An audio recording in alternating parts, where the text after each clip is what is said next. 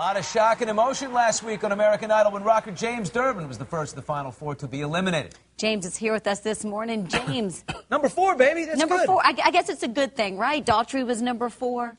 Right? Do you feel that there's karma there? If Daughtry is like the third highest-selling Idol alum, over 6.5 million albums sold, number 4. You know, only 9 other people can say that they got 4th place on American Idol. That's a good point. I'm number 4 out of 140,000 people just this year, so that feels pretty good to me. I feel the way Idol's gone, though, now. Does it even matter? I feel like once you're even in the top 10, it's what you make of it. Did the contestants feel that same way? Absolutely. You know, there's so much talent this season, and, you know, it's really shown every single week. And, gosh, I really think that this is going to be the most, you know, the most records and everything, the most successful year, you know, overall. Tell me about Heidi. Now, Heidi, you guys are going to get married this summer. I understand Stefano Langoni is going to be your best man. And absolutely. Paul, a groomsman? Yes. All right. How are the plans going, and when's the date? We haven't set a date just yet, just because, you know, everything going on, and, you know, I don't know what's next. You know, it's probably going to be post-tour, you know, and wow, it's just, there's so much happening, you know, and there's so much soon to be happening, and so much that's going to happen, and everything. It's just. She saved your life. Did she save your life? Is she like? You get very emotional. A couple weeks ago, talking about her. Yeah, you know, she's my saving grace. She really is. Not nice. What about Hunter? Are you kind of glad? I mean, I know you don't want to get voted off, but a little more time at home now. You had to have missed your little son. Well, that's kind of the double-edged sword there, is that I don't get to go home.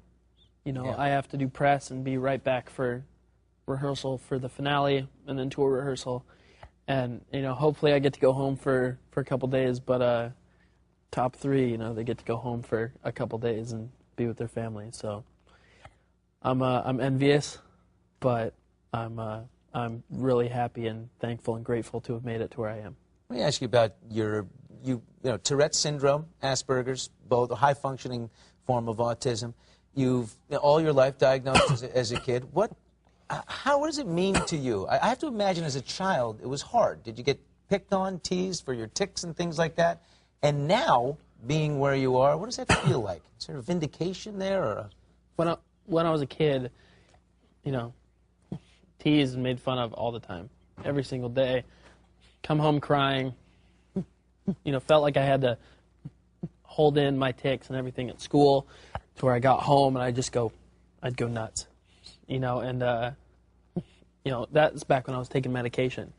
I stopped taking medication when I was 16, was tired of being, you know, controlled by a man-made substance and, you know, by a drug, and just, you know, God made me a certain way, and I need to be that way. And, you know, I feel so comfortable to, you know, to just live in my own shoes, you know, and just be me and be who God made me to be. And now that I've had that opportunity to be that voice for kids, you know, not only people my age, older than me, and, you know, young ones, and I've just met so many, you know, great kids with great stories of how, you know, they watched auditions and saw me and, you know, looked at their mom and said, you know, it's even hard to talk about. It's just, beautiful. You know, I'm like him. He's like me, you know. It just shows that I can do anything. Set him free. Yeah. You're an inspiration, and it's so fun to watch. Thank you. I even had a